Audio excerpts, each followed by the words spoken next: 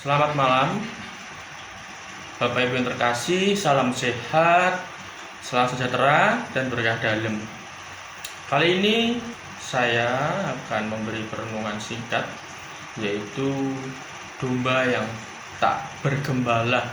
Bacaan ini diambil dari Markus bab 6 ayat 30 sampai 34. Saudara-saudaraku yang terkasih dalam Kristus, seharian para rasul melakukan pewartaan kerajaan surga, bekerja seharian mewartakan segala macam bentuk iman, moralitas, ajaran gereja. Kemudian sedemikian waktu para rasul mengeluh kecapean atau merasa dia bahwa ada kecenderungan untuk istirahat. Maka dari itu, sebab itu para rasul akhirnya berbincang dengan Yesus dan ingin untuk istirahat sejenak. Mereka dan Yesus menjawab, "Marilah kita cari tempat yang sunyi, yang jauh dari orang-orang, agar kita segera istirahat." Kemudian berjalannya waktu, para rasul dan Yesus naik perahu. Kemudian dia menemukan tempat yang sunyi. Dan itu sangat penting bahwa Yesus mengajak para rasul untuk beristirahat. Karena dari sisi kemanusiaan, bahwa manusia itu tetap merasa capek. Kemudian berjalannya waktu, ada sekumpulan banyak orang yang menemui Yesus. Dan keluh kesah itu menceritakan bahwa mereka semua membutuhkan gembala. Orang banyak yang tidak punya gembala. Kerelaan hati Yesus, kemudian keterbukaan hati Yesus membuat Yesus merasa mengasihi orang-orang itu dan menghampiri mereka tanpa Yesus berpikir panjang. Kemudian dengan waktu yang berjalan, Yesus membuka diri, membangun relasi dengan orang-orang tersebut, memberi makanan rohani, memberi pengajaran kerajaan Allah, karena mereka tidak punya gembala, dan Yesus menjemput bola untuk memberi makan rohani kepada dia. Saudara-saudaraku yang terkasih dalam Kristus, maka apa yang harus kita perbuat dalam kali ini?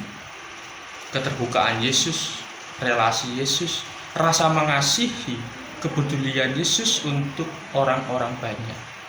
Lalu kita harus dalam Kristus. Saya mempunyai cerita singkat, yaitu ada seorang guru yang mempunyai rasa kepedulian yang sangat baik.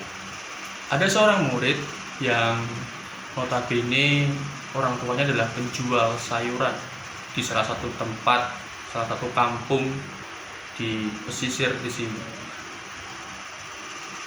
Anak itu merasa bahwa ada pembulian, orang tuanya dihina, kemudian tidak dihargai, diejek, segala macam.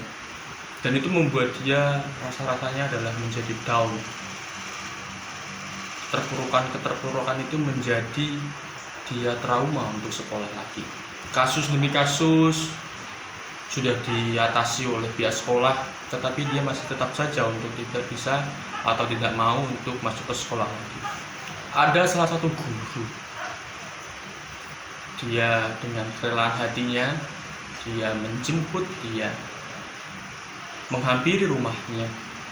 Kemudian dia mencoba berkomunikasi, menunjukkan bahwa dia dari pengalaman dia, dari dia berprofesi sebagai guru, akhirnya dia mau untuk masuk sekolah lagi.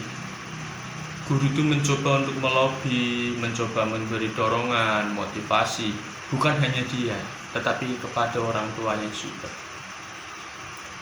Maka keterbukaan guru itu untuk bisa membuat siswa itu masuk sekolah lagi, itu adalah bentuk mengasihi, kemudian kerelaan hati, kemudian membuang waktu, kemudian mencoba memberi waktu untuk anak itu agar anak itu bisa sekolah. Saudara-saudariku yang terkasih, dari kedua kisah itu, yang pertama Yesus dihampiri oleh orang banyak, kemudian Yesus membuka diri untuk menghampiri orang-orang itu dan untuk mengajarkan kerajaan Allah di situ. Dan itu adalah hal yang sangat baik.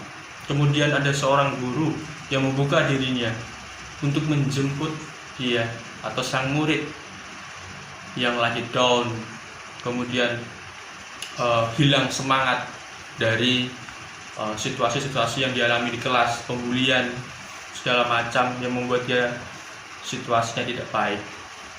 Maka kesimpulan atau peneguhan hari ini adalah kita bisa untuk menjadi seperti Yesus yang membuka diri menjadi wadah bagi banyak orang, pikiran, hati kita menjadi kenyamanan bagi orang-orang yang lain, orang-orang yang membutuhkan kita.